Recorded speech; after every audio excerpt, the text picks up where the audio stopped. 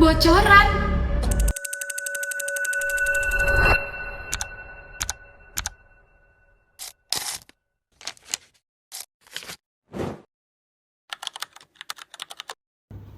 Oke, WFA. Jadi dari hasil pemeriksaan hari ini kondisinya sudah cukup besar ya. Jadi bisa saya sarankan persalinannya dipercepat lewat operasi sesar. Dipercepat dok, bukannya tanggal 26 ini ya? Iya, tapi menurut saya tidak perlu sih menunggu selama itu. Kalau dilakukan lebih cepat, emang aman dok buat istri saya dan anak saya nantinya? Seharusnya aman ya, karena kita juga melakukan sesuai prosedur. Kalau memang itu yang terbaik dok, ya Baik dok, kami akan ikuti saran dokter.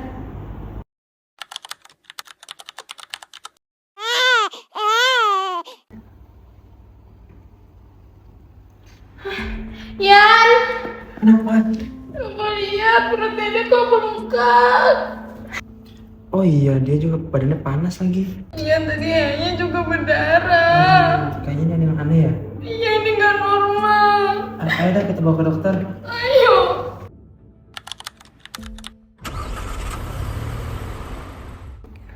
Dok, bagaimana hasil pemeriksaan anak kami tadinya? Ini kenapa anak saya sekarang kondisinya menjadi seperti ini? Dari hasil pemeriksaan awal, sepertinya ada kemungkinan ya untuk penyempitan pada usus bayi.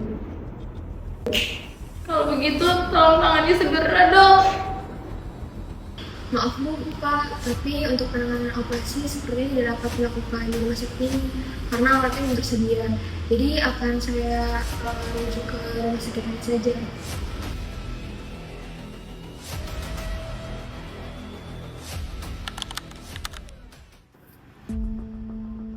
Baik, setelah kami periksa lebih lanjut, permasalahannya bukan di penyempitan usus. Lalu apa yang sebenarnya terjadi dok? Baik, jika dilihat dari hasil alasannya, gambar ini menunjukkan ada kebocoran pada usus bayi, Pak. Kebocoran. Betul, Bu. Kami menduga kebocoran ini terjadi karena pemasangan alat medis yang tidak tepat sebelumnya. Bisa juga karena terlalu banyak udara yang masuk pada perut bayi. Jadi ini terjadi karena tindakan dari rumah sakit sebelumnya dok.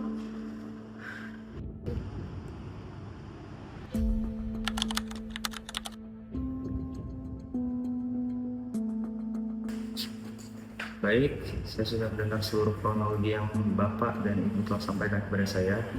Jika saya tarik benang merahnya pada kasus ini, Pak, Bu, sebenarnya yang perlu diperhatikan itu adalah hal-hal penting dari malpraktik ini, Pak, Bu, dari sudut pandang hukum tentunya.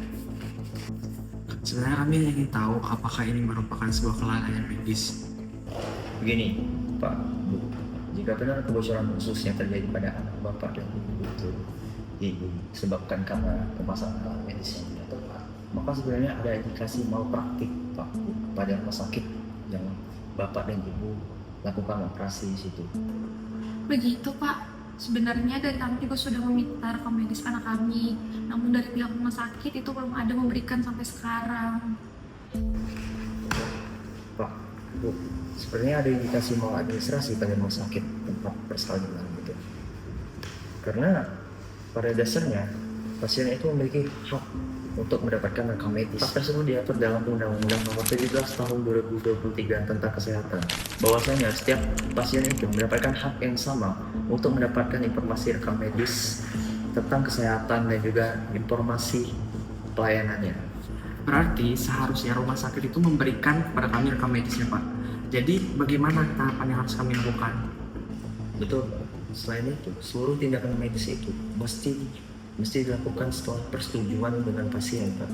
Dan pasien itu harus mendapatkan penjelasan yang jelas dan detail agar tidak terjadinya maladministrasi, Bapak. Saran saya, Bapak, saya akan bantu Bapak dan Ibu untuk menangani kasus ini dari awal hingga akhir. Karena hal ini sudah diatur dalam Undang-Undang Nomor 17 Tahun 2023 tentang Kesehatan. Khususnya pada pasal 293 ayat 1 dan 2 tentang persetujuan tindakan pelayanan kesehatan. Kalau memang ada kesalahan, apakah dari pihak rumah sakit dapat dimintai pertanggungjawaban Pak? Tentu saja, Pak. Dalam kasus seperti ini, pertanggungjawabannya itu bisa dipintakan kepada pihak rumah sakit melalui jalur pidana, perdata, ataupun layanan konsumen. Tenang saja Pak, saya akan bantu Bapak dan Ibu untuk mendapatkan keadilan demi keluarga kecil Bapak dan Ibu. Saya akan bantu, silakan tanda tangan kontrak di sini. Kiranya Bapak dan Ibu berkenan. Oke teman-teman semuanya, jadi di sini saya akan em, menjelaskan lebih lanjut terkait malpraktik yang sangat berkaitan dengan hukum kesehatan. Jadi sebagai referensi juga saya mengambil dari salah satu jurnal dengan judul Pandangan Hukum Kesehatan Terhadap Dugaan Malpraktik versus Komplikasi Tindakan Kedokteran. Nah, memang di sini di jurnal ini mau menjelaskan malpraktik dan juga komplikasi. Cuma nantinya kita akan lebih fokus terhadap malpraktik. Yang dimana dalam hukum kesehatan malpraktik itu merupakan eh, apa ya, merujuk terhadap kesalahan atau kelalaian profesional yang menyimpang dari standar kompetensi medis sehingga menyebabkan kerugian bagi pasien. Nah, dalam berbagai sistem hukum, malpraktik itu dapat dikategorikan menjadi empat, sebagai pelanggaran etik, perdata, pidana, maupun administratif, tergantung pada tingkat kesalahan atau dampak yang ditimbulkan. Nah, dalam hukum kesehatan di Indonesia, dugaan malpraktik itu dapat diuji melalui beberapa jalur hukum. Itu ada tiga. Jadi ada perdata, pidana, dan juga administratif begitu. Nah, dalam perdata itu dapat dikenakan dalam dua hal begitu. Pertama, wan prestasi, yang kedua, perbuatan melawan hukum. Nah, bisa dilihat juga eh, di jurnal ini menjelaskan bahwa kalau misalkan diajukan berdasarkan pasal 1365 dan 1366 KUH Perdata, maka itu berkaitan dengan perbuatan melawan hukum. Namun, kalau misalkan menggunakan pasal 1242 KUH Perdata, itu maka dikontekskan dalam prestasi gitu. Nah, sementara dalam hukum pidana itu diatur dalam pasal 36 dan juga 37 KUHP 2023 ya, yang baru. Itu menetapkan tanggung jawab pidana bagi tenaga medis yang karena kelalaiannya menyebabkan luka berat atau kematian. Jadi memang dalam hukum pidana pembuktiannya itu lebih berat gitu, lebih apa ya? Memang pembuktiannya lebih tinggi gitu daripada pembuktian di hukum perdata karena memang harus ada unsur eh, apa ya? Unsur kesalahan berat atau culpa lata. Nah, lalu eh, di daripada hukum perdata dan juga hukum pidana ada juga hukum administratif yang dimana jikalau tenaga medis itu melanggar prosedur standar daripada em, peraturan yang sudah ditentukan atau standar yang sudah ditentukan, maka dapat dikenakan sanksi disiplin oleh organisasi yang berkaitan, seperti Majelis Kehormatan Disiplin Kedokteran Indonesia atau disingkat MKDKI atau Ikatan Dokter Indonesia begitu. Oke, oke. Eh, dalam malapraktik juga itu memang mencerminkan banyak kompleksitas gitu.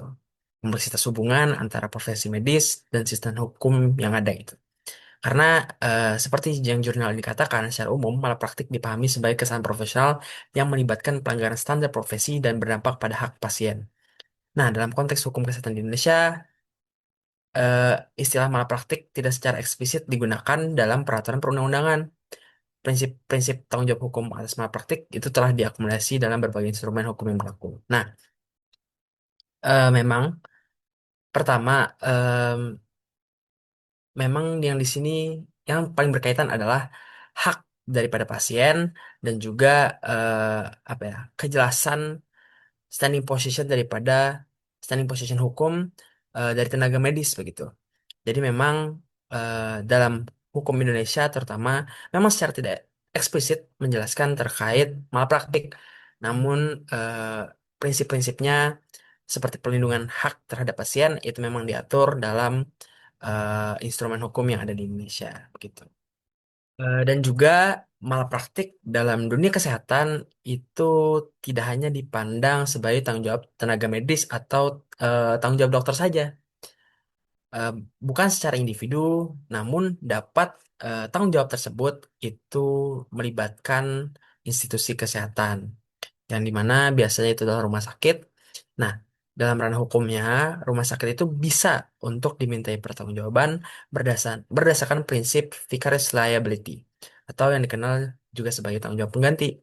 Nah, prinsip ini menyatakan bahwa suatu badan hukum dalam hal ini, yaitu rumah sakit, dapat bertanggung jawab atas kerugian yang disebabkan oleh tindakan melawan hukum yang dilakukan oleh karyawannya, entah itu staf medis, dan juga termasuk dokter gitu, dalam lingkup pekerjaannya.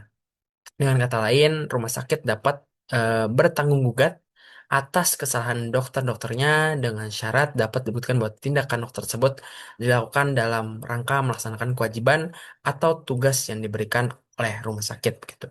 Oke. Jadi juga memang ada landasan hukumnya teman-teman, yaitu pasal 310 secara tegas menyatakan bahwa penyelenggara rumah sakit yang meliputi korporasi, pimpinan, dan petugas kesehatan bertanggung jawab atas kerugian yang diderita oleh seseorang akibat kelalaian tenaga kesehatan di rumah sakit. Jadi memang ada landasan hukum tanggung jawabnya, itu diperjelas dalam Undang-Undang Nomor 17 Tahun 2023 tentang kesehatan.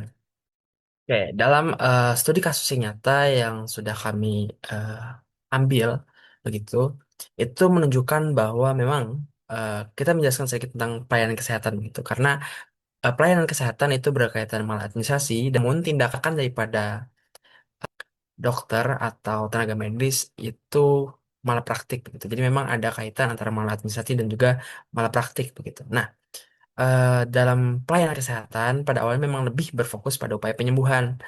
Nah, namun dalam perkembangannya mencakup pendekatan yang lebih luas, yaitu seperti promotif, preventif, kuratif, dan rehabilitatif. Nah, pendekatan tersebut memang bertujuan untuk meningkatkan derajat kesehatan masyarakat secara optimal, serta mencegah terjadi gangguan kesehatan yang dapat menimbulkan kerugian, baik itu bagi individu maupun negara. Nah, dalam konteks ini, memang eh, pelayanan kesehatan harus dilaksanakan berdasarkan prinsip non-diskriminatif, partisipatif, perlindungan, dan keberlanjutan sehingga dapat memberikan manfaat yang sebesar-besarnya bagi masyarakat. Jadi memang hak pasien itu harus diutamakan karena memang itu memang merupakan hak lah, hak daripada masing-masing gitu. Nah, contohnya seperti kasus yang kami ambil ya, yaitu alami kebocoran usus, bayi baru lahir juga jadi korban malpraktik RS Hermina Purmoro. Nah, oke. Jadi dari kasus yang ada ini teman-teman, em, malapraktik itu bisa mengenai siapa saja begitu. Anak baru lahir, ibu hamil, orang yang mau operasi, biasanya memang sering dialami oleh orang-orang yang memang kesehatannya berkaitan dengan inilah. Oke.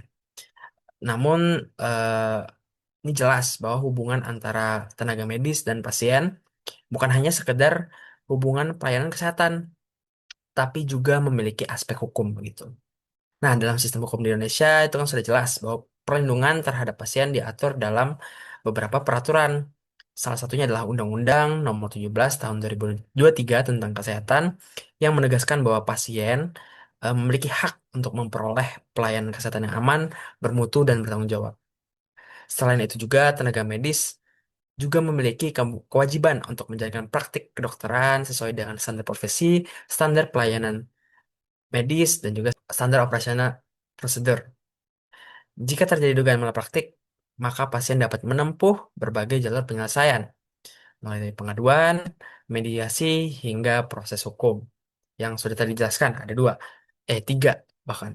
Tapi memang kalau memang pasien, kita sebagai pasien itu bisa dua. Bisa secara perdata dan juga pidana. Gitu. Harapannya kita benar-benar memahami hak-hak kita sebagai pasien dan juga menghargai profesi tenaga kesehatan yang juga bekerja untuk menyelamatkan nyawa begitu. Terima kasih. Selamat pagi semuanya. Saat ini kita sudah bersama dengan salah satu mahasiswa kedokteran. Mungkin kita langsung menuju pertanyaan aja. Sebagai mahasiswa kedokteran, Menurut saya risiko malpraktik itu adalah suatu hal yang harus disadari sejak didikan pendidikan. Karena mengingat risiko malpraktik ini itu bisa menyebabkan hilangnya keselamatan pasien saat melakukan praktik.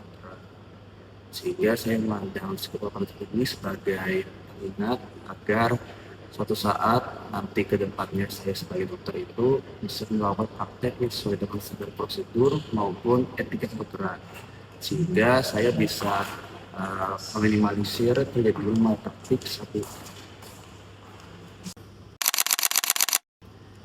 Menurut saya dari fakultas itu sendiri itu sudah memfasilitasi dasar-dasar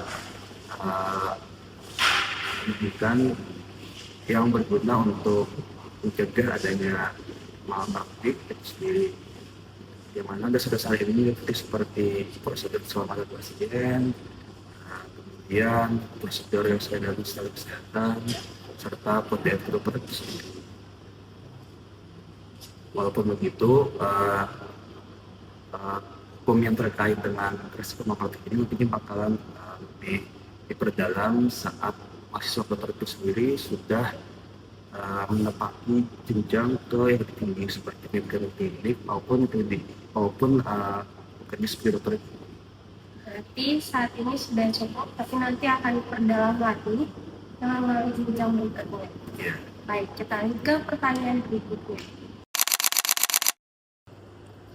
Menurut pandangan saya, komunikasi itu adalah hal yang sangat penting, apalagi itu terlibat saat melakukan proses tanya-menanya dengan pasien, mana proses itu merupakan kunci agar bisa terjadinya kepercayaan antara dokter dengan pasien, sehingga dengan terjadinya kepercayaan tersebut konflik-konflik seperti miskomunikasi itu bisa dicegah.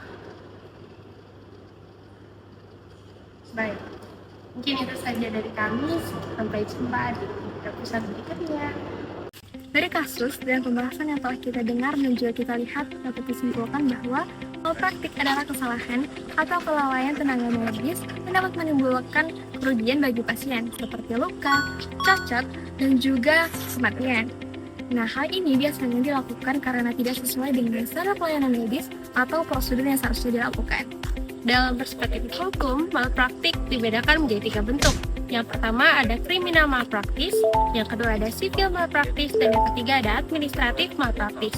Dan di Indonesia itu sendiri, pengaturannya sudah diatur dalam berbagai peraturan undang-undang, seperti KUHP serta perundang-undangan tentang kesehatan.